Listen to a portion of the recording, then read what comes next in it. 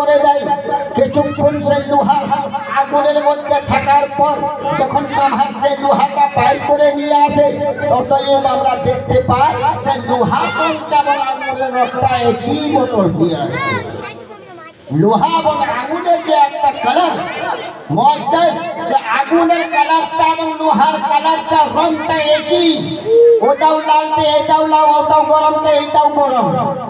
মুআজ্জাজ কারণ লোহা বলতে চাই যে আমি কিছুক্ষণ পর্যন্ত ওই আগুনের সহবতে থাকার উদ্দেশ্য এইটাই যে সে আগুন সমস্ত শক্তিটা আমাকে দান করে দিয়েছি, সমস্ত শক্তিটা দান করেছে।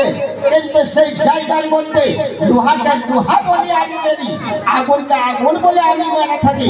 মুআজ্জাজ তার জন্যই আল্লাহ পাক রব্বুল ইজ্জত বলেন যে হে দুনিয়াওয়ালারা, আমি নিজের মেহবুব হয়ে ৭০,০০০ বছর যে পূর্বে খাসের মধ্যে রেখেছিলাম, আল্লাহ নিজের পাওয়ারটা আমার মেহবুবকে দান করে দিয়েছেন। সুবহানাল্লাহ, সুবহানাল্লাহ। নামের পার্থক্য ছিল, সেটাই নামের মোহাম্মদ মুস্তাফা নয়, মুস্তাফা খোদা নয়, নামের পার্থক্য, কিন্তু পাওয়ার আল্লাহ নিশ্চয় দিয়েছে। মুআজ্জাজ আমাদের আকীদা এইটাই যে আল্লাহর মুকাদ্দাস নবী এই পৃথিবীতে আছেন, মদিনায় নবী আমার আরাম করতেছেন, কিন্তু উনার দৃশ্য, উনার চোখের পাওয়ারটা এতটা জনে আমাদের পাঁচজন গ্রামের মাহফিলটা উনি দিচ্ছেন। এইটা আমাদের আকীদা ভাই, এইটাই আকীদা। মানুষ নিজের আকীদাটা যদি ঠিক রাখে, শয়তান কোনোদিন আপনাকে ভটকাইতে পারবে না। শয়তান থেকে বাঁচতে গেলে নিজের আকীদাকে মজবুত করুন।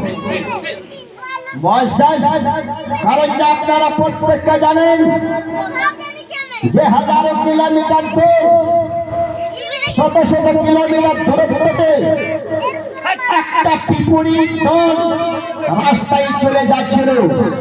সুলাইমান নবী কত দূরে আছে? শত শত কিলোমিটার দূরে। হযরত মুহতারাম আরে পিপুড়ি কথা বলছে এইটাই নিজেদের মধ্যে যে তোমরা রাস্তাটা ছেড়ে দাও, তোমরা রাস্তা ক্লিয়ার করে দাও।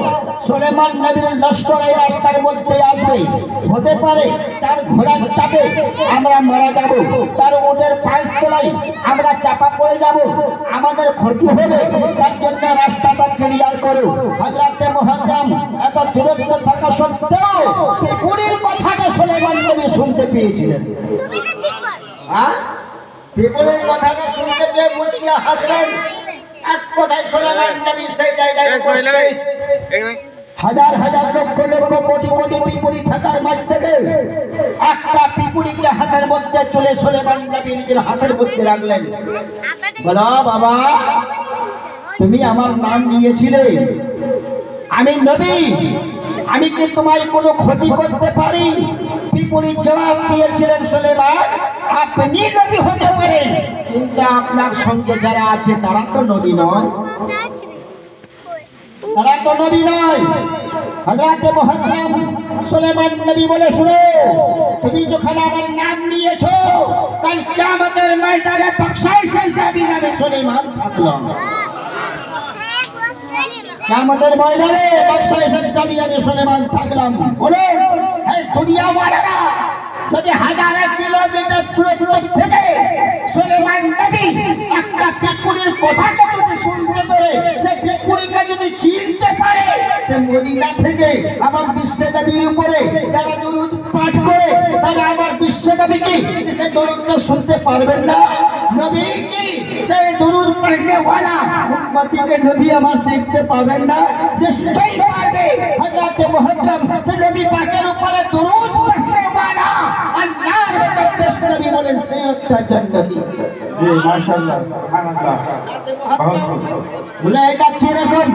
আল্লাহর মুকদ্দাস নবী হায়াত অবস্থায় ছিলেন, সাহাবায়ে কিরাম এসে উপস্থিত।